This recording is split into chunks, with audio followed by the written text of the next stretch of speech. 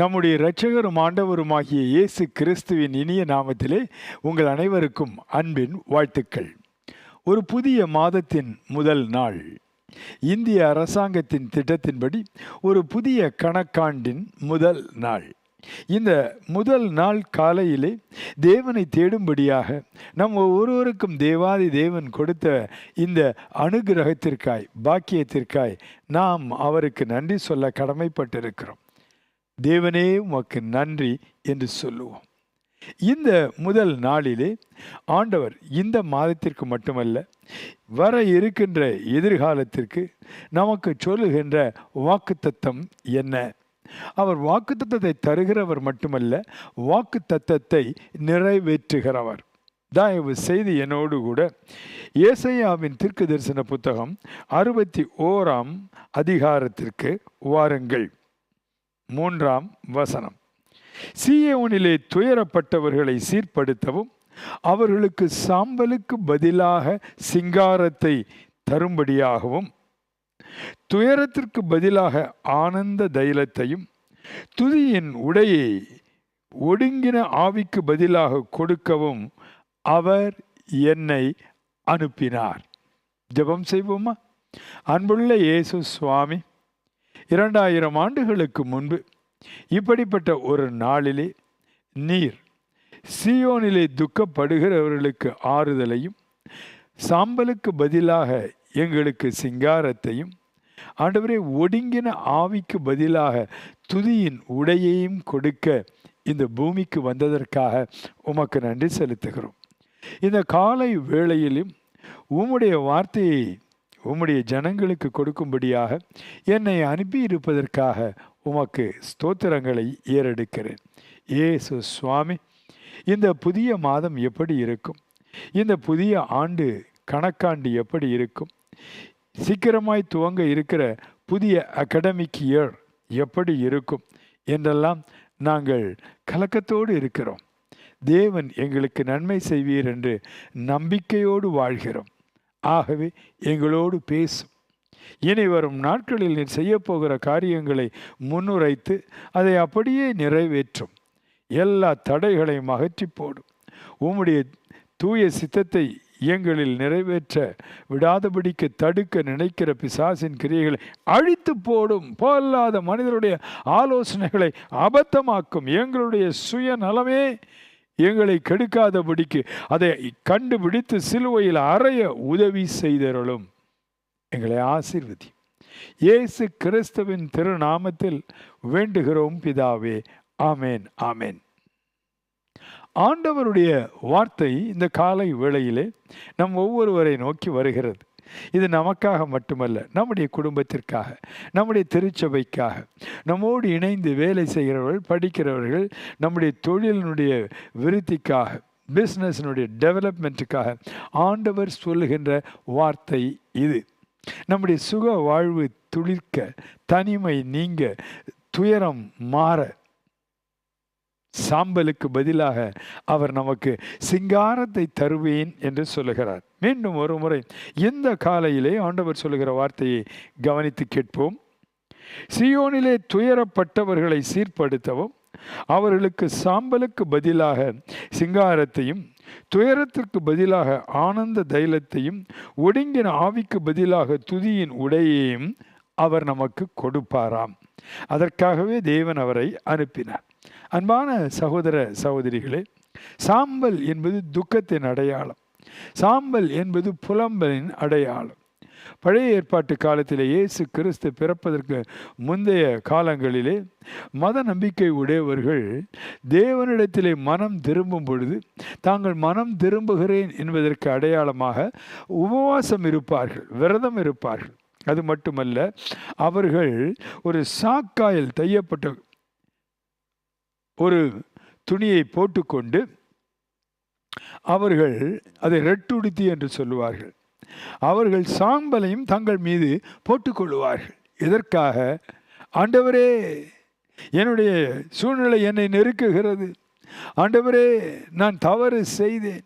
இப்பொழுதோ உம்முடைய அன்பை நான் சரியாய் புரிந்து கொள்ளாமல், உம்முடைய வார்த்தைகளை சரியாய் பின்பற்றாமல், என் வாழ்க்கையில் நானே வரவழைத்து கொண்ட எல்லா துக்கங்களுக்காய், துன்பங்களுக்காய் தயவு செய்து நான் மனம் திரும்புகிறேன். இந்த வேளையில் எனக்கு உதவி செய்யும்.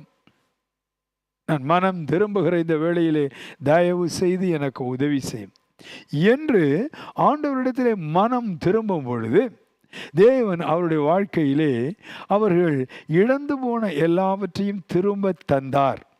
மனம் திரும்புதல் இறைவனுடைய அன்பின் ஆசீர்வாதங்களை உடனடியாக நம்முடைய வாழ்க்கையிலே கொண்டு வரும் சக்தி உடையது. Repentance is the key to the restoration of God's blessing. மனம் திரும்புதல் என்பது இழந்த எல்லாவற்றையும் தேவனிடத்தில் மீண்டுமாய் திரும்ப பெறுதலுக்கு ஒரு மிக முக்கியமான திறவுகோல், சாவி. இங்கே ஆண்டவர் என்ன சொல்லுகிறார்? சீயோனிலே துயரப்பட்டவர்களை சீர்படுத்தவும். நன்றாய் கவனியுங்கள். துயரப்பட்டவர்கள் ஏதோ ஒரு காரியத்தில் சீர்படுத்தப்பட வேண்டும் என்று ஆண்டவர் விரும்புகிறார். அதற்கு உதவி செய்கிறார். இயேசு கிறிஸ்து இப்படி சொன்னார், நான் பாவிகளை மனம் திரும்ப அழைக்க வந்தேன், நீதிமான்களை அல்ல. நான் யாருக்கு என் உதவி தேவையோ அவர்களுக்கு என் உதவியை கொடுக்கும்படியாக இந்த பூமியிலே மானிடனாக அவதரித்தேன் என்று சொல்லுகிறார். மனம் திரும்புகிற ஒரு பாவியின் நிமித்தம் பரலோகத்திலே மிகுந்த மகிழ்ச்சி உண்டு என்று சொல்லுகிறார். நன்றாய் இருக்கிற 99 ஆடுகளை ஓரமாய் விட்டுவிட்டு வழி தெரியாமல் சென்று சிக்கிக்கொண்டு மேய்ப்பனிடத்தில் வர முடியாமல் தவித்து கொண்டிருக்கிற ஒரு ஆட்டை தேடி செல்கிறவர் இயேசு கிறிஸ்து. அவர் நம்மை தேடி வந்து மீட்டெடுக்கிற தெய்வம். ஆகவே நம்முடைய துயரங்களிலிருந்து நம்மை மீட்டெடுக்கும் பொழுது அவர் நம்மை சீர்படுத்தும் செயல்களையும் செய்கிறார். ஏன்? நாம் சீர்படுத்தப்படாவிட்டால் மீண்டும் மீண்டுமாக வேதனையான பாதைகளுக்குள்ளே சென்று சிக்கிக்கொள்வோம். ஆகவே இருக்கிற துயரத்திலிருந்து அவர் விடுவிப்பது மட்டுமல்ல, மீண்டும் மீண்டும் துயரமான நிலைக்கு நாம் சென்று சிக்கிக்கொள்ளக்கூடாது, வேதனைப்படக்கூடாது என்று நம்மை சீர்படுத்துகிறார். இந்த மாதத்திலே துயரத்திலிருந்து நம்மை மீட்டெடுப்பார். அது மட்டுமல்ல, சாம்பலுக்கு பதிலாக சிங்காரத்தை தருவார். நம்முடைய மனம் திரும்புதலை கண்டு அவர் நமக்கு இழந்தவைகள் எல்லாவற்றையும் திரும்ப தருவார். 2 மடங்கு, 30 மடங்கு, 60 மடங்கு, 100 மடங்கு, 1000 மடங்கு. ஆம், கோடா கோடியாய் அவர் நம்மை பெருக வைப்பார். Praise God, praise God. ஆகவே நாம் நம்பிக்கையோடு இருப்போம். தேவனை தேடுகிறவர்களுக்கு ஒரு நன்மையும் குறைவுபடுவதில்லை என்று வேதம் சொல்லுகிறது. நீதிமானுக்கு வரும் துன்பங்கள் அநேகம், ஆனால் தேவன் அவைகள் எல்லாவற்றிலிருந்தும், சிலவற்றிலிருந்து அல்ல, எல்லாவற்றிலிருந்தும் அவனை விடுவிப்பார் என்ற வார்த்தை கட்டாயம் செய்வார். இந்த முதல் நாளிலே செய்வார், இந்த மாதம் முழுவதும் செய்வார், இந்த கணக்காண்டு முழுவதும் செய்வார். வேதம் சொல்லுகிற வார்த்தையை நன்றாய் கவனிப்போம். சாம்பலுக்கு பதிலாக சிங்காரம். ஆங்கிலத்திலே சொல்லும் பொழுது beauty in the place where ashes were, beauty for ashes என்று சொல்லுவார். சாம்பலுக்கு பதிலாக சிங்காரம். சிங்காரம் என்றால் அது அழகு, சிங்காரம் என்றால் அது செழிப்பு, சிங்காரம் என்றால் அது நல்ல வாசனை. இவைகளெல்லாம் அந்த வார்த்தையோடு இணைந்த வார்த்தைகள். சாம்பல் போன்ற வாழ்க்கை எப்படி சிங்காரமாய் மாறும்? இயேசு கிறிஸ்துவின் இரத்தத்தினால் அது மாறும். இயேசு கிறிஸ்துவினுடைய நாமத்தினால் அது மாறும். இயேசு கிறிஸ்துவினுடைய வார்த்தையினால் அது மாறும். இயேசு கிறிஸ்துவினுடைய ஆவியானவர் நம்மிலே தங்கி ஆளுகை செய்கிறபடியினால் சாம்பல் சிங்காரமாய் மாறும். எல்லா மதங்களிலும் இந்த அசுத்தமானவைகள், வேதனையானவைகள், கேவலமானவைகள் மேன்மையானவைகளாய் மாறும் என்கின்ற நம்பிக்கை உண்டு. ஆனால் வழி தெரியவில்லை.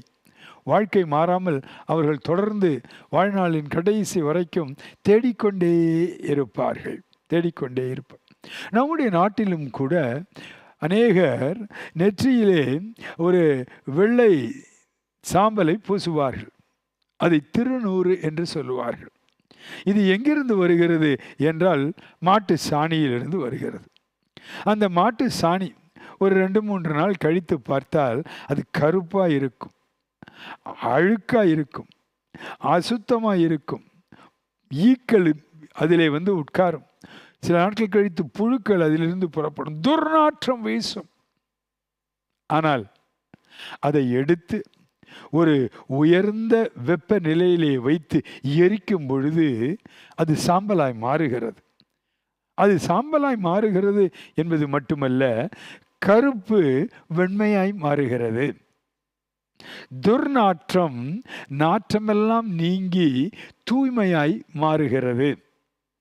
அது மட்டுமல்ல, அழுக்கு என்று முகம் சுளிக்கக்கூடிய அதை வெள்ளி பாத்திரங்களை சுத்தம் செய்வதற்காக பயன்படுத்துகிறார்கள். காலுக்கு கீழே கிடந்த அசுத்தமான நாற்றம் எடுக்கும் அந்த சாணி, மாட்டு சாணி, அது அக்கினியின் ஊடே செல்லும் பொழுது அதனுடைய குணங்களெல்லாம் மாறுகிறது, மனிதனுடைய உயர்ந்த நிலைக்கு வருகிறது. இது அநேகருடைய நம்பிக்கை, ஆனால் அனுபவம் இல்லை. இது எப்பொழுது உங்களுக்கும் எனக்கும் அனுபவமாய் மாறுகிறது? இயேசு கிறிஸ்துவின் இரத்தத்தினால் நம்முடைய பாவங்கள் அவர் நம்மை கழுவும் பொழுது, நம்முடைய நாற்றமெல்லாம் நீங்கும்படியாக அவருடைய தூய இரத்தம் நம்முடைய இருதயத்தை சுத்திகரிக்கும் பொழுது, மனதை சுத்திகரிக்கும் பொழுது, சரீரத்தை சுத்திகரிக்கும் பொழுது, பாவத்தை வெறுத்து பரிசுத்த தெய்வத்தின் மீது அன்பு கூறும்படியாய் நம்முடைய இருதயம் மறுரூபம் அடையும் பொழுது,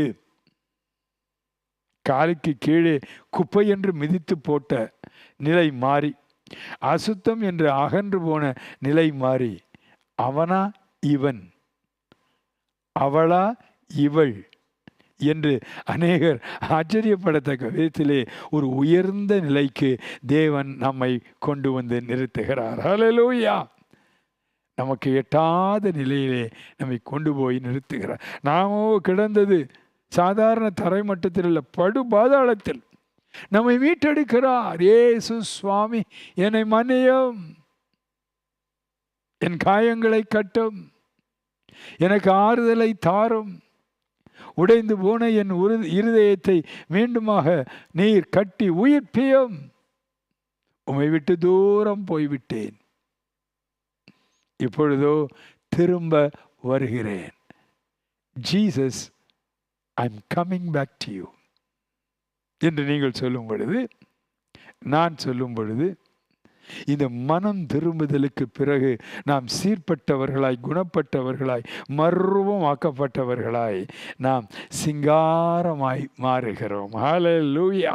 praise God, praise God. மனம் திரும்புதல் மிகப்பெரிய மாற்றத்தை கொண்டு வருகிறது.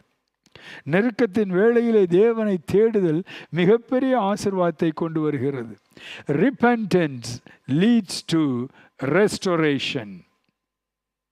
Repentance leads to restoration. அன்பான சகோதர சகோதரிகளே, இந்த மாதத்தில், இந்த அனுபவத்தில் ஆண்டவர் நம்மை நடத்தப் போகிறார்.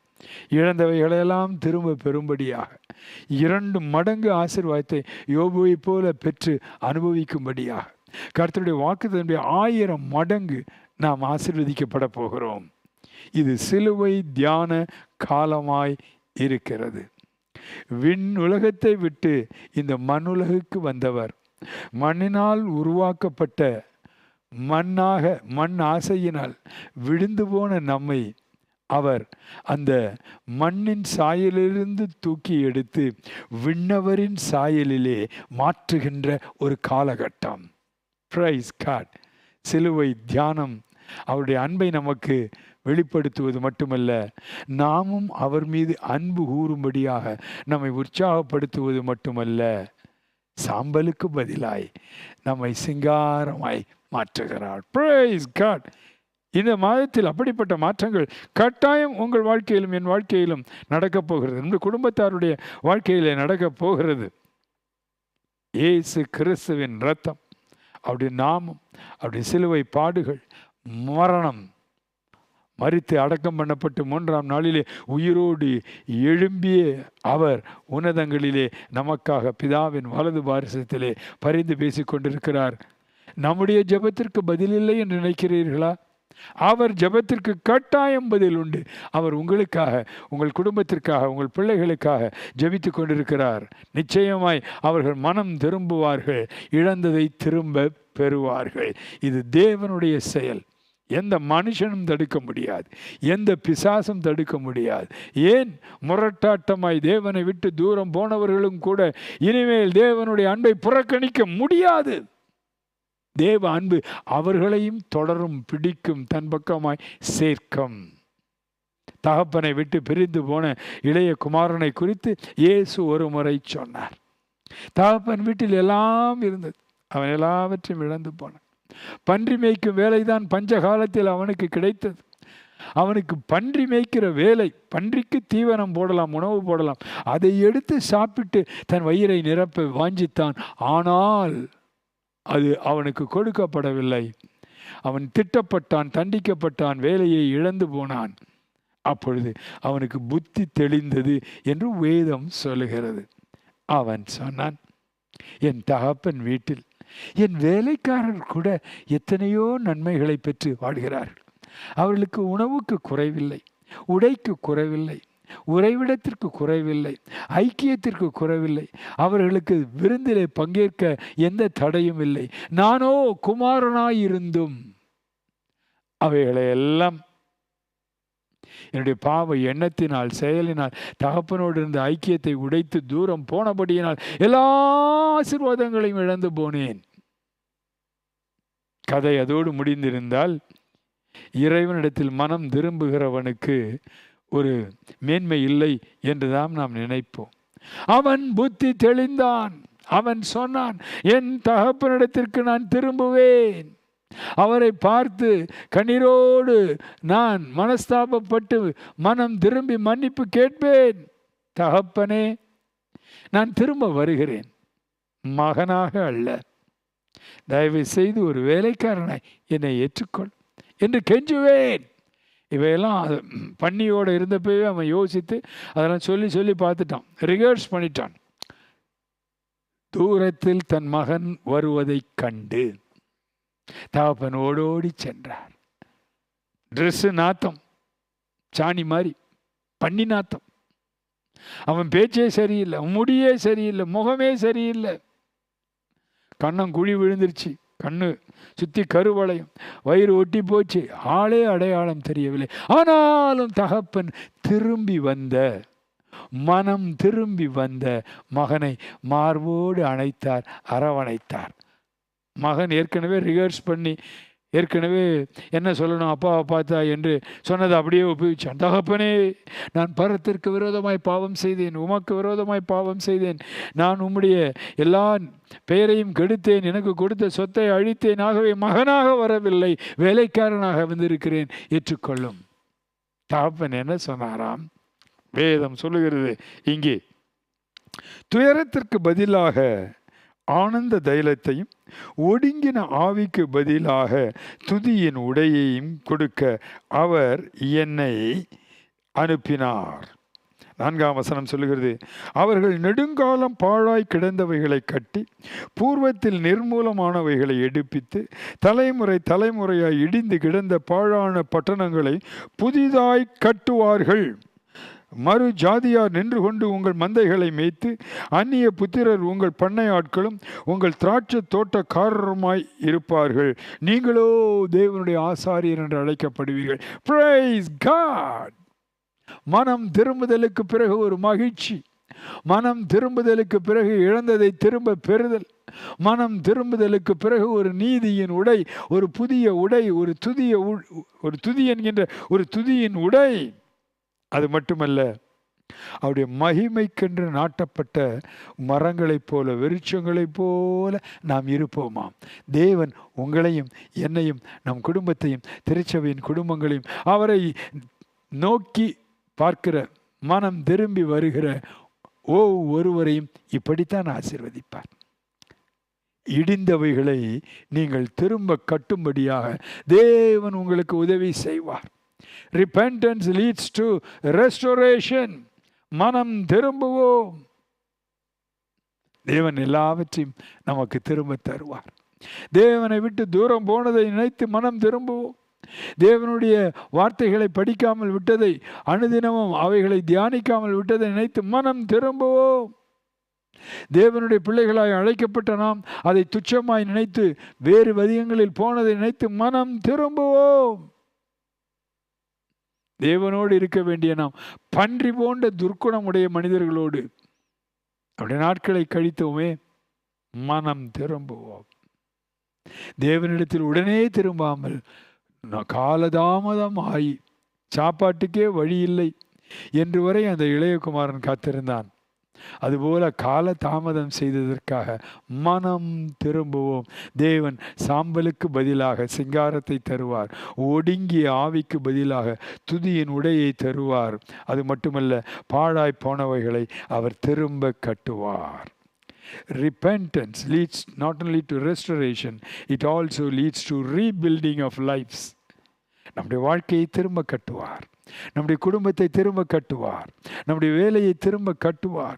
நம்முடைய பிள்ளைகளுடைய படிப்பு காரியங்களை திரும்ப கட்டுவார். நம்முடைய பிசினஸை, ஊழியத்தை திரும்ப கட்டுவார். He will rebuild.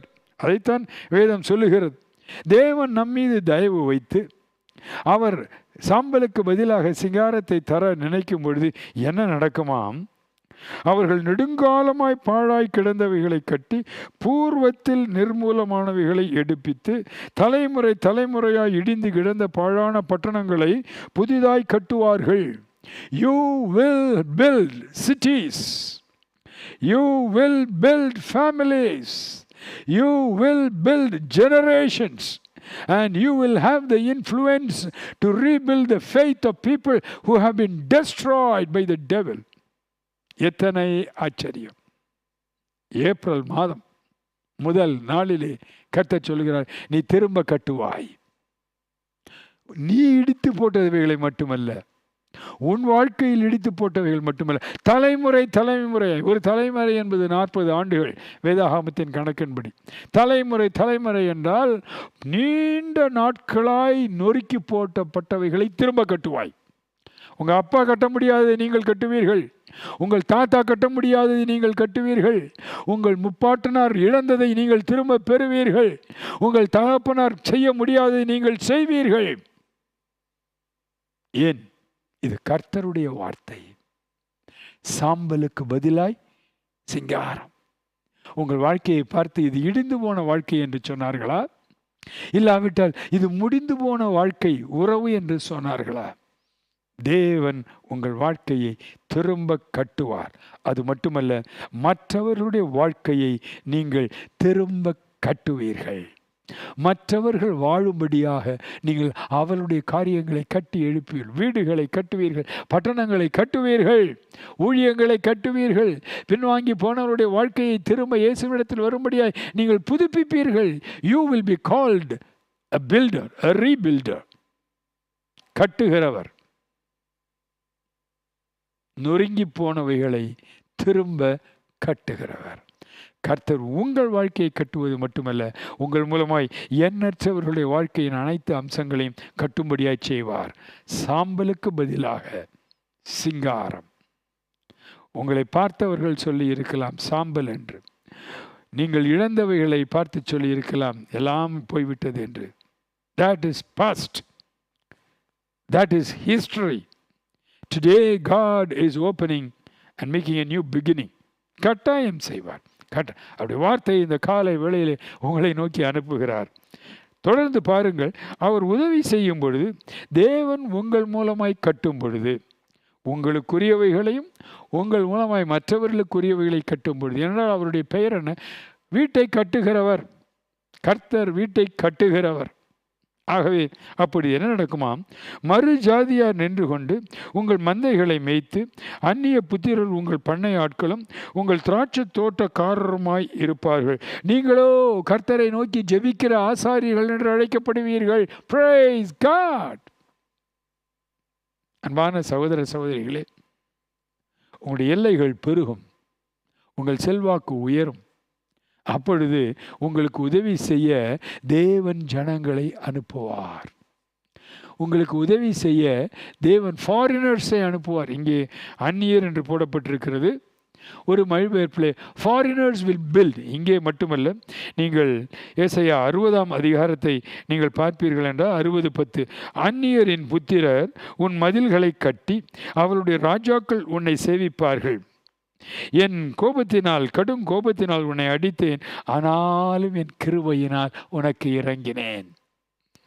நீங்கள் பல நாடுகளிலே செயல்படும்படியாக, அது வேலையாக இருக்கலாம், பிஸ்னஸாக இருக்கலாம், பயணம் செய்வதாக இருக்கலாம், ஊழியமாக இருக்கலாம், பிரான்ச்சாக இருக்கலாம், சப்சிடரியாக இருக்கலாம், எதுவாகவும் இருக்கலாம்.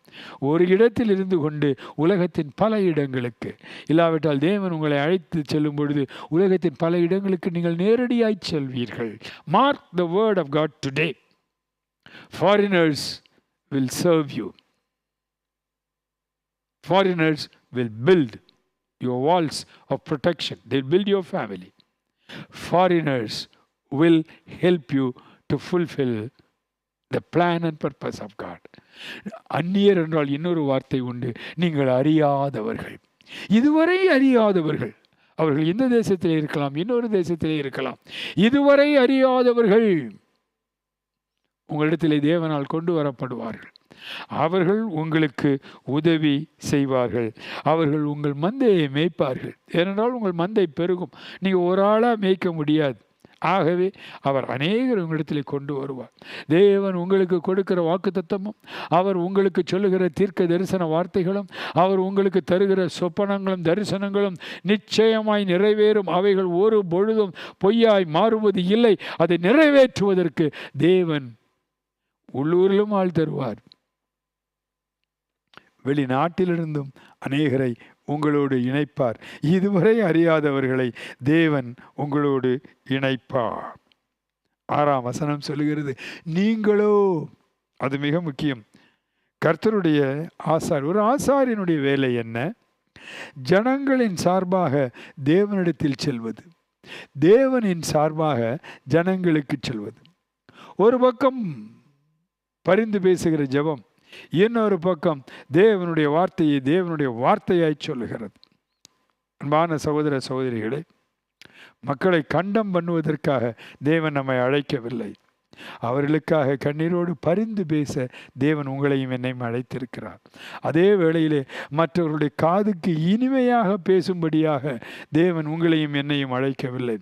தேவன் சொல்லுவதை மனிதர்களுக்கு சொல்ல வேண்டும். அப்பொழுதுதான் அவர்கள் சீர்படுவார்கள். Who is an evangelist? யார் நற்செய்தியாளர்? ஒரு தேவ மனிதர் இப்படி அதை விளக்கினார். An evangelist is the one who comforts the comfortless. ஆறுதலற்று இருக்கிறவர்களுக்கு இயேசுவின் நாமத்திலே ஆறுதலை தருகிறவர் ஒரு சுவிசேஷகர். அவ்வளவுதான் சுவிசேஷ வேலையா? இல்லை. Evangelist is also the man who is casual and comfortable, and the evangelist will make him uncomfortable. An evangelist will also make those who are casual in their comfort very uncomfortable. ரொம்ப ஏனோ தானோ என்று சுகபோகமாய் வாழ்ந்து இந்த மாயாபுரி உலகமும் சந்தையும் தான் வாழ்க்கை என்று நினைத்து வாழ்கிறவர்களை உயிர்ப்பிக்கிறவர். பாவம் செய்கிற ஆத்துமா சாகவே சாகும். வழி விலகி போகிற ஆத்துமா தண்டனையை அனுபவிக்கவே அனுபவிக்கும். இது மனம் திரும்புதலின் காலம். இன்றைக்கு நீங்கள் அவருடைய சத்தத்தை கேட்டால் மனம் திரும்புங்கள் என்று சாங்கோ பாங்கவாக, ஏனோ தானோ என்று வெரி கம்ஃபர்டபுள் என்று கம்ஃபர்டபுள் ஜோனில் இருக்கிறார்கள் இல்லையா, அவர்களை உலுக்குகிற வார்த்தையை சொல்லுகிறவன் நற்செய்தியாளன். அப்படிப்பட்டவர்களாக தேவன் நம்மை மாற்றுவார். நமக்கும் அப்படிப்பட்டவர்களை அனுப்புவார். பயனற்ற வாழ்க்கை, துக்கத்திலேயே கடந்து புலம்பி புலம்பி ஏதாயிலும் ஒரு வேதனையை நினைத்து நினைத்து அழுது கொண்டிருக்கிற நம்மை பார்த்து, அழாதே, எலியாவே நீ என்ன செய்து கொண்டு இருக்கிறாய்? எங்கே ஓடி வந்து தனியாய் ஒளித்து கொண்டு இருக்கிறாய்? நீ போக வேண்டிய தூரம் நீண்ட தூரம், நிறைவேற்ற வேண்டிய ஊழியங்கள் இன்னும் ஒன்று. ஆத்துமாக்கள் அறுவடை செய்யப்பட உன்னை பயன்படுத்த போகிறேன். அநேகரை அபிஷேகிக்க, அவர்களை ஸ்திரப்படுத்த உன்னை பயன்படுத்த. ஆகவே தேவன் உங்களை அழைப்பார். சும்மா படுத்து தூங்கு, புலம்பிக்கிட்டே இரு என்று விட மாட்டார். உங்களுடைய தரிசனத்தை நிறைவேற்ற அறியாதவர்களை அழைத்து வருவார். பல தேசங்களின் மக்கள் உங்களோடு கூட இணைவார். நீங்களோ கர்த்தருடைய ஆசாரியர்கள். ஜனங்களினுடைய தேவைகளை தேவனிடத்திலே எடுத்து சென்று பரிந்து பேசுகிறவர்கள். தேவனுடைய வார்த்தையை ஜனங்களுக்கு கொண்டு வந்து அவர்களை சீர்படுத்துகிற மக்களாக தேவன் உங்களை மாற்றப் போகிறார், என்னை மாற்றப் போகிறார். 7ஆம் வசனம் மீண்டுமாக பார்க்கிறோம். உங்கள் வெட்கத்திற்கு பதிலாக 2 அத்தனையான பலன் வரும். நீங்கள் உழைத்து உழைத்து பார்த்தீர்கள். போன ஃபினான்ஷியல் இயரில் எவ்வளவோ உழைச்சேங்க, கடைசியில் ஃபினான்ஷியல் இயர் முடிக்கிறப்ப கஷ்டமாக இருக்கு. சிலர் சொல்லலாம், கொஞ்சம் பரவாயில்ல தப்பிச்சேன், ஆனால் இப்படி இருந்தால் எப்படி? என்னுடைய தேவைகளுக்காக சேர்ப்பது எப்படி? என் பிள்ளைகளுக்காக சேர்த்து வைப்பது எப்படி? வயோதிகத்திற்காக சேர்த்து வைப்பது எப்படி? கொடுப்பதற்கு என் கரங்கள் பலமடையவில்லையே என்று நீங்கள் நினைத்து கொண்டிருக்கலாம். அப்பாடா, 24-25 ஃபினான்ஷியல் இயர் முடிஞ்சிச்சு, ஆனால் எதிர்பார்த்த அளவுக்கு பெருசா இல்லையே என்று கூட நீங்கள் வேதனைப்படலாம். ஆண்டவர் சொல்லுகிறார், this financial year will be different. 2 அத்தனையாக பலன் வரும். அது 2 அத்தனை என்பது டபுள். ஆண்டவர் 100 மடங்கு ஆசீர்வதிக்க. பஞ்ச காலத்தில் ஈசாக்கு விதை விதைத்தான், கர்த்தரோ அவனை 100 மடங்கு ஆசீர்வதித்தான். உங்களுடைய பலன்கள் பெருகும். தொடர்ந்து பார்ப்பீர்கள். லட்சிக்கு பதிலாக தங்கள் பாகத்தில் சந்தோஷப்படுவார்கள். உங்க பங்கை யாரும் எடுக்க முடியாதுங்க. யாராயிலும் உங்க பங்கை எடுக்கணும்னு நினைச்சாங்கன்னா அவங்க கதை அவ்வளோதான். கொண்டு வந்து வட்டி முதலாக கொடுத்துட்டு அப்பா ஆளை விடிஎன்று ஓடாது. உங்களுக்குரிய பங்கு, உங்கள் சுதந்திர வீதம், தேவன் உங்களுக்கு தர விரும்புகின்ற காரியங்கள், அவைகள் பாதுகாக்கப்படும், தேவனால் பாதுகாக்கப்படும். ஆனால் நீங்கள் எச்சரிக்கையாக இருக்க வேண்டும். ஏசாவை போல உங்களுடைய சுதந்திர வீத பங்கை அலட்சியப்படுத்தி, ஒரு கூழ் கொடுப்பா எனக்கு, இதெல்லாம் எனக்கு எதுக்கு என்று அலட்சியப்படுத்தாதிருங்கள். முன்னோர் உங்களுக்கு கொடுத்த பங்குகளை அலட்சியப்படுத்த வித்து சாப்பிடாதீங்க, வேண்டான்னு சொல்லாதீங்க. அதை பாதுகாத்து வளரச் செய்யுங்கள். உங்கள் பங்கு உங்களுக்கு வரும். தேவன் அதை பெருகச் செய்வார். அலட்சியமாய் நினைக்காதிருங்கள், எனக்கு இதெல்லாம் வேண்டாம். Who are you to say when God wants to give? இப்படி சொல்லுவதனால் தேவனுடைய ஆசீர்வாதத்தை இழந்த ஏசாவை போல மாறுவீர்கள். வேதம் சொல்கிறது, பின்னாட்களிலே அவன் கண்ணீரோடு அதை தேடினான். அவருடைய அலட்சியத்தினால் அது அவனுக்கு கிடைக்கவே இல்லை. தேவன் கொடுத்த நேரத்தை அலட்சியம் பண்ணாதிருங்கள். தேவன் கொடுக்கின்ற வாய்ப்புகளை, ஆராதனை நேரங்களை அலட்சியப்படுத்தாதிருங்கள். தேவன் கொண்டு வருகிற ஆத்துமாக்களுக்கு நற்செய்தியை சொல்லுவதை அலட்சியப்படுத்தாதிருங்கள். காயப்பட்டவருடைய காயங்களை கட்டுவதற்கு அலட்சியமாய் இல்லாமல் இருங்கள். தேவன் உங்களுக்கு இவ்வுலகிலும் பங்கை தருவார். உலக ஆசீர்வாதங்களிலும் உங்கள் பங்கு உங்களுக்கு வரும். உங்கள் பங்கு உங்கள் பிள்ளைகளுக்கு என்று நீங்கள் கொடுக்க வேண்டும். ஆச்சரியமான காரியங்களை தேவன் உங்கள் மூலமாகவும் செய்வார், உங்கள் பிள்ளைகள் மூலமாக உங்களுக்கு செய்வார். ஆச்சரியமானவைகளை செய்வார். What you could not do in your lifetime so far, God will do it through other strangers. God will do it through your children. எத்தனையோ நாட்களாக உங்களுக்கு வந்து சேர வேண்டிய பங்குகள் வராமல் இருக்கிறது. இது எங்கே வரப்போகுது, நான் சாக போகிறேன், என் பிள்ளைங்களுக்கு கூட கிடைக்காது என்று நீங்கள் முடிவு கட்டி இருக்கலாம். இல்லை, வேதம் சொல்லுகிறது, உங்கள் பங்கு உங்களுக்கு வரும். நீங்கள் உங்கள் பாகத்தில் சந்தோஷப்படுவீர்கள். பொதுவாக பாகம் என்பது சொத்து, அசட்ஸ், இன்ஹெரிட்டன்ஸ், மற்றவர்கள் மூலமாக பெற்றுக்கொள்கிற சுதந்திரம். God will protect it. Don't lose heart. Don't lose heart. சில பேர் சொல்லுவாங்க ஜப்தி ரேட்டுக்கு விற்கிறது, அடிமாட்டு விலைக்கு விற்கிறது. நோ, உங்கள் பங்கு உங்களுக்கு கொடுக்கப்படும். தேவன் அதை பார்ப்பார், உங்களுக்கு தர வேண்டிய பங்கை தருவார். இறுதியாக நாம் பார்க்கிறோம், அது நிமித்தம் தங்கள் தேசத்தில் இரட்டிப்பான சுதந்திரம் அடைவார்கள், நித்திய மகிழ்ச்சி அவர்களுக்கு உண்டாகும். Eternal Joy. அப்பா என்ன சந்தோஷம் பாருங்க. ஆரம்பிக்கிறப்ப நம்முடைய நிலைமை சாம்பல்னு எல்லாம் சொன்னான், மற்றவங்களும் சொன்னாங்க, நம்மளே நினச்சிருப்போம் ஆமாம் நான் சாம்பல் தான், நான் சாம்பல் தான், நான் சாணி தான், நான் குப்பை தான். நான் ஆண்டவரை ஏற்றுக்கொண்ட ஆரம்ப காலங்களிலே ஒரு திருச்சபையில் இருந்தேன். அதில் எல்லோரும் ஜெபம் பண்ணுவாங்க சனிக்கிழமை சனிக்கிழமை. அதிகமான பேர் ஊழியக்காரர்கள். நான் ஃபஸ்ட்டு மினிஸ்ட்ரிக்கு வந்த பிறகு அங்கே போனேன். நான் பிலீவராக இருந்தபோது சண்டே சர்வீஸ் மட்டும்தான் அட்டன் பண்ணுவேன். ஊழியக்காரராக போய் நான் சனிக்கிழமை எனக்கு ஜெபத்துக்கு போனேன். அங்கே அடிக்கடி சில பேர் இப்படி சொன்னாங்க, ஆண்டவரே நான் ஒரு குப்பை, ஆண்டவனே நான் ஒரு சாம்பல், ஆண்டவனே நான் ஒரு கந்தை, ஆண்டவரே குப்பை கூலம். எனக்கு திடீர்னு பயம் வந்துடும். ஏன்னா நாங்கள் அந்த சர்ச்சில் ஒரு குப்பை மேடுன்னு ஓட்டேரியில் இருக்குது, பெரிய குப்பை மேடு.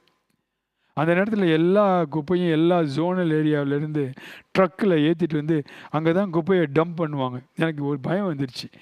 நான் தான் குப்பை, நான் தான் சாம்பல், நான் தான் சாணின்னா குப்பை மேட்டை நோக்கி போக வேண்டிய லாரி நேராக கோயிலுக்குள்ளே வந்துடுமோன்னு நினைப்பேன். ஒரு காலத்தில் நாம் குப்பைகள், ஒரு காலத்தில் நாம் துடைத்து போடப்படுகிற அழுக்கு, ஒரு காலத்தில் ஒருவேளை நாம் சாம்பல். ஆனால் இயேசு கிறிஸ்து நம்மை தேடி உயிர் கொடுத்து மீட்டெடுத்து தம்முடைய இரத்தத்தினால், தம்முடைய நாமத்தினால், தம்முடைய ஆவியினால், தம்முடைய வார்த்தையினால் நம்மை உயிர்ப்பித்து அவருடைய மகனாக மகளாக மாற்றிய பிறகு நாம் சாம்பல் அல்ல, நாம் குப்பை அல்ல, மற்றவர்களாய் துடைத்து போடப்படுகிற அழுக்கல்ல.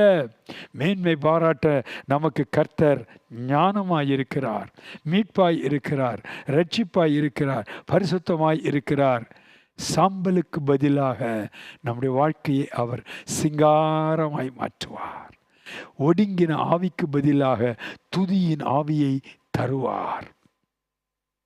அவர் நமக்காய் நொறுக்கப்பட்டார், காயப்பட்டார், அக்கிரமக்காரரில் ஒருவராய் எண்ணப்பட்டார். இந்த மாதத்திலே சிலுவை தியானத்திலே நாம் அதிகமாக நேரம் செலுத்த போகிறோம். நம்மேல் வர வேண்டிய ஆக்கினை தீர்ப்பின் தண்டனை அவர் மேல் விழுந்தது. நாம் செய்த பாவத்திற்கு பாவமறியாத அவர் பாவமானார். Jesus did not commit any sin, but our sins were laid on him. அவர் சொந்தமாக பாவம் செய்யவில்லை, நம் அனைவருடைய பாவங்களை சுமந்தார், தீர்த்தார். Cheer up my brother. சாம்பலுக்கு பதிலாக சிங்காரமாக மாற்றுவதற்கு இயேசு தன்னை சிலுவையிலே நொறுக்க ஒப்பு கொடுத்தார். தம்முடைய ஆத்துமாவை மரணத்தில் ஊற்றினார். ஆகவே நம்முடைய வாழ்க்கை சிங்காரமாக தான் இருக்கும். ஆகவே துதிப்பதற்கு தாயேவன் நமக்கு விடுதலை தருவார். ஆகவே நமக்கு நீதியின் உடையை கொடுப்பார். ஆகவே அவர் திரும்ப கட்டுவார் நம்முடைய வாழ்க்கையை. நம்மை கர்த்தருடைய மகிமைக்கென்று நாட்டின விருட்சங்களாக அவரே மாற்றுவார். நம்முடைய தரிசனங்கள், வாக்குத்தத்தங்கள் நிறைவேறும். அந்நியர்கள் உதவி செய்வார்கள், ஃபாரினர்ஸ் உதவி செய்வார்கள், நாம் அறியாதவர்கள் உதவி செய்வார்கள். நம்முடைய வாழ்க்கையில் இதுவரை அனுபவிக்காத நன்மைகளை தேவன் நேரடியாய் செய்வார், மற்றவர்களை கொண்டு செய்வார். நம்முடைய பிள்ளைகள் மூலமாக நமக்கு நன்மையையும் மேன்மையையும் கட்டளையிடுவார். தேவனிடத்தில் உங்களுக்கு பங்குண்டு. இந்த பூமிக்குரிய வாழ்க்கையிலும் உங்களுக்கு அவர் பங்கு கொடுப்பார். உங்கள் பங்கை வேறு யாரும் எடுக்காதபடி, ஏமாற்றாதபடி தேவனதை பாதுகாத்து உங்கள் கரங்களில் கொடுப்பார். நீங்கள் அதை பெற்றுக்கொள்வீர்கள், அதிலே மகிழ்வீர்கள், அதிசயப்பட்டு பூரிப்பீர்கள். வெட்கத்திற்கு பதிலாக பலன் உண்டு. லட்சைக்கு பதிலாக உங்கள் பாகத்தில் சந்தோஷப்படுங்கள். அடுத்தவங்க பாகத்து வேணும்னு சந்தோஷப்படக்கூடாது. நமக்கு கிடைக்காதுன்னு நினைத்ததை கர்த்தர் பாதுகாத்து நமக்கு கொடுப்பார். அது நிமித்தம் தங்கள் தேசத்தில் இரட்டிப்பான சுதந்திரம் அடைவார்கள். நித்திய மகிழ்ச்சி உண்டாகும். Praise God. அவருடைய காயங்களினால் நாம் சுகமடைவோம். அவர் சிலுவையில் மரித்ததினால், தரித்திரத்தின் ஆவியை ஒழித்ததினால் நாம் செழிப்படைவோம். அவர் நரகத்தின் ஆவியை ஜெயித்ததினால், மரணத்தை ஜெயித்ததினால், பாதாளத்தை ஜெயித்ததினால் நாம் ஜீவனை பெறுவோம், நித்திய ஜீவனை பெறுவோம். என்றென்றும் இயேசு கிறிஸ்துவோடு நித்தியத்தில் வாழ்வோம். ஆண்டவர் சொல்லுகிறார், சாம்பலுக்கு பதிலாக சிங்காரம், பியூட்டி ஃபார் ஆஷஸ். ஜெபம் செய்வோமா? அன்புள்ள இயேசு சுவாமி, இந்த புதிய மாதத்தின் முதல் நாள் காலையிலே எங்களோடு இருந்து எங்களை பார்த்து எங்களுக்கு நன்மை உண்டாகும் வார்த்தைகளை தந்திருப்பதற்காக உமக்கு நன்றி. நாங்கள் இனிமேல் சாணி மாதிரி இருக்க மாட்டோம். மனிதர்கள் தரையிலே மிதிக்கும் நிலையிலே நீர் எங்களை விடப்போவதில்லை. எங்கள் தலைமையில் ஏறும்படியாக விடப்போவதில்லை. எங்களை சீர்படுத்தி, ஸ்திரப்படுத்தி, பலப்படுத்தி, வழுவாதபடி உம்முடைய மகிமையுள்ள சன்னிதானத்திலே மகிழ்ச்சியோடு எங்களை நிறுத்த வல்லவரே, உம்மை நம்புகிறோம். எங்கள் கடந்த கால அனுபவத்தை நம்பவில்லை, உம்முடைய அன்பை நம்புகிறோம். எங்களுடைய சுய பக்தியையாவது சக்தியையாவது திறமைகளையாவது நம்பவில்லை, உம்முடைய வல்லமையை நம்புகிறோம். உயிர்த்தெழுதலின் வல்லமை. ஆண்டவரே, நாங்கள் செய்கிற பரிகாரம் நல்ல காரியங்களை நம்பவில்லை. பரிகார பலியாக, கிருபாதார பலியாக சிலுவையிலே உம்முடைய ஜீவனை ஊற்றினீர், அதையே நம்புகிறோம். எங்கள் விசுவாசம் எங்கள் மீதல்ல, எங்கள் விசுவாசம் நீர் ஏற்கனவே சிலுவையில் செய்து முடித்த புண்ணியங்கள் மீது இருக்கிறது, உம்மீது இருக்கிறது. ஆகவே இந்த புதிய மாதத்திற்குள்ளே நீர் எங்களை அழைத்துச் செல்லும் பொழுது நம்பிக்கையோடு உம்மை பின்தொடர்வோம். இந்த புதிய ஃபினான்ஷியல் இயருக்குள் எங்களை அழைத்துச் செல்லும் பொழுது சந்தோஷமாய் பின்தொடர்வோம். காலத்தை குறித்து பயப்பட மாட்டோம். காலத்தையும் கரங்களில் வைத்திருக்கிறீர். நாட்கள் உண்டாவதற்கு முன்பு இருக்கிறவராய் இருக்கிறீர். ஆகவே இந்த பூமியில் மட்டுமல்ல, நித்தியத்திலும் உம்மோடு மகிழ்ந்திருக்க நீர் எங்களுக்கு ரட்சிப்பை கொடுத்திருப்பதற்காக நன்றி செலுத்துகிறோம். யார் யார் மனம் திரும்ப வேண்டுமோ அவர்கள் மனம் திரும்பும்படியாய் நீர் இந்த மாதத்திலே கிரியை செய்ய போவதற்காய் நன்றி. இழந்தவைகளை திரும்ப பெறும்படியாக நீர் ரெஸ்டோரேஷன் என்ற பிளெஸிங்கை கட்டளையிடப் போவதற்காய் நன்றி. அது மட்டுமல்ல ஆண்டவரே, நீண்ட நாட்களாய் நடக்காத காரியங்கள், உடைந்து போன காரியங்கள், பாழாய் கிடந்த காரியங்கள், கைகூடாத காரியங்கள், கிடைக்காத பங்குகள், ஆண்டவரே அவைகள் மீண்டுமாக திரும்ப கட்டப்பட்டு மீண்டுமாக எங்கள் கரங்களிலே கொடுக்கப்பட்டு நீரே எங்கள் வாழ்க்கையை திரும்ப கட்டினவர் என்று உம்மை துதிக்கப் போகிறோம். எங்கள் வாழ்க்கை கட்டப்படும் பொழுது மற்றவருடைய இடிந்து போன வாழ்க்கையும் நாங்கள் கட்டும்படியாக பரிந்து பேசுகிற ஜெபத்தை ஏறெடுக்கப் போகிறோம். அற்புதங்களை செய்ய போகிறோம். தேர்வு எழுதிய பிள்ளைகளுக்காய் ஜெபிக்கிறோம், வெற்றியை தாரும். ஆயத்தமாய் கொண்டிருக்கிற பிள்ளைகளுக்காய் ஜெபிக்கிறோம், வெற்றியை தாரும். ஆண்டவரே, வேலையிலே வெற்றியை தாரும், முன்னேற்றத்தை கட்டளையிடும், பிஸ்னஸில் வெற்றியை தாரும், முன்னேற்றத்தில் இதுவரை பிஸ்னஸ் ஆரம்பிக்க வேண்டும் என்று ஜெபித்தவர்கள் இந்த நாளிலிருந்து ஆண்டவரே இயேசுவின் நாமத்தில் ஜெயம் என்று சொல்லி அவர்கள் ஒரு புது பிஸ்னஸ் ஆரம்பிக்கட்டும் சாமி. ஏற்கனவே பிஸ்னஸில் இருக்கிறவர்களுக்கு ஒரு அடிஷனல் இன்கம் வரும்படியாக ஒரு புதிய ஆலோசனை தாரும். Let it be a season of new beginning. ஒருவரையும் புதிய வீடுகளை தாரும், புதிய இடங்களுக்கு அழைத்து செல்லும் பொழுது புதிய ஆசீர்வாதங்களை தாரும். குடும்பத்திலே ஆண்டவரே குழந்தை பாக்கியங்களை கட்டளையிடுவீராக. தனிமையாக இருக்கிறவர்களுக்கு வீடு வாசல்களை ஏற்படுத்துவீராக, தடைகளை அகற்றி போடுவீராக. கர்த்தராகிய நான் இதை ஏற்ற காலத்தில் தீவிரமாய் நடப்பிப்பேன் என்று சொல்லி இருக்கிறேன். சின்னவன் 1000 சிறியவன் பலத்த தேசமாவான் என்று சொன்ன வார்த்தை எங்களில் நிறைவேறப்போவதற்காய் நன்றி. நிச்சயமாகவே நாங்கள் சாம்பலை போல் அல்ல, உம்முடைய மகிமைக்கென்று சிங்காரமாய் மாறப்போவதற்காய் ஸ்தோத்திரம். வருகை வரை எங்களை காத்துக்கொள்ளும், வருகையிலே சேர்த்துக்கொள்ளும். இந்த மாதத்திலே ஆண்டவரே, ஒவ்வொரு நாளும் எங்கள் பயணத்திலே எங்களை பாதுகாத்துக்கொள்ளும். கொடிய வெயிலை அடக்கி போடும், மழையை அனுப்பும். என்னுடைய அப்பத்தையும் தண்ணீரையும் ஆசீர்வதியும், தங்கும் இடத்தை ஆசீர்வதியும், கையிட்டு செய்கிற சகலவற்றையும் ஆசீர்வதியும். துதிகன மகிமை அத்தனையும் உமக்கே ஏறெடுக்கிறோம்.